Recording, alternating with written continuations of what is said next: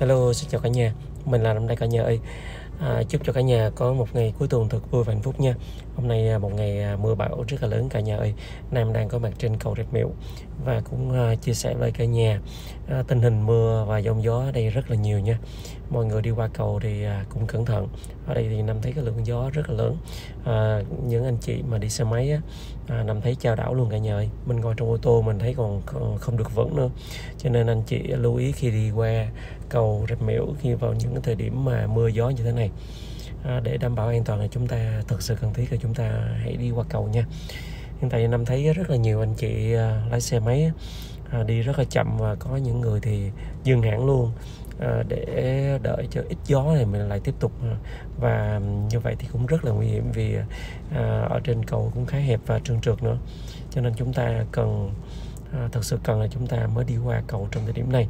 Nam đang đi tốc độ cũng khá là chậm, và mưa gió như thế này thì việc đi qua lại cầu Nam thấy cũng khá là nguy hiểm, cho nên anh chị cũng nên lưu ý khi qua cầu trong thời điểm này nha.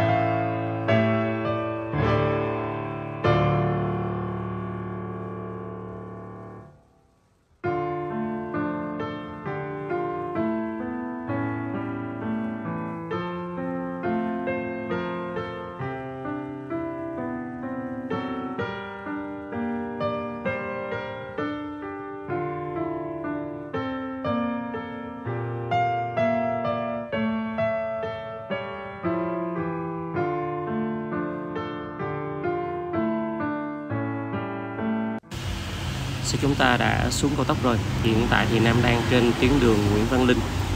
Hôm nay thì mình có việc đi về miền Trung đó, Nam sẽ cùng với cả nhà trải nghiệm những cái tuyến cao tốc mới tại khu vực này nha.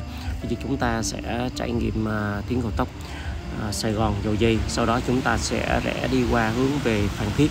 Chúng ta sẽ đi Sài Gòn Phan Thiết, cái cung đường mà hiện tại thì các anh chị cũng đang rất là quan tâm.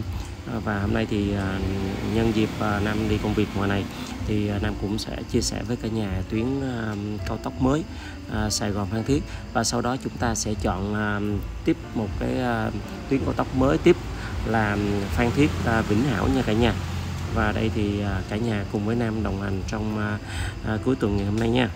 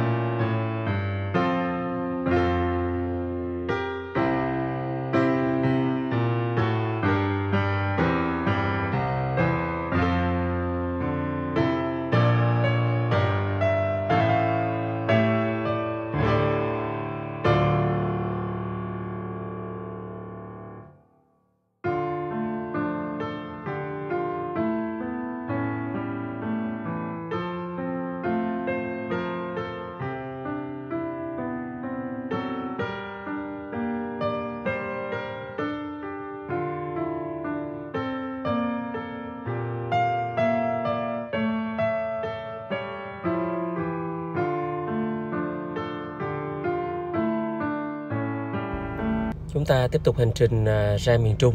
Hiện tại thì mình đang ở trên tuyến cao tốc Sài Gòn Dầu Giây ha. Đến cái đoạn gần ở Long Thành thì chúng ta sẽ thấy có một cái bảng hướng dẫn để chúng ta rẽ bên tay phải.